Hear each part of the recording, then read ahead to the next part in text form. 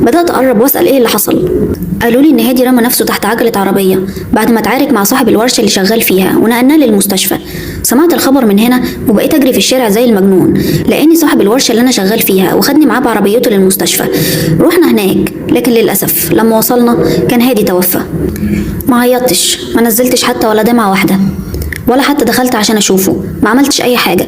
انسحبت من بين الناس اللي متجمعين هناك واصحاب الورش، خرجت بره المستشفى، فضلت ماشي وصورته قدام عيني، براجع شريط حياتي معاه وبفتكر كل ذكرياتنا سوا. فضلت ماشي من غير ما افكر حتى انا رايح فين، كل تفكيري كان في صديق عمري اللي ما عادش موجود.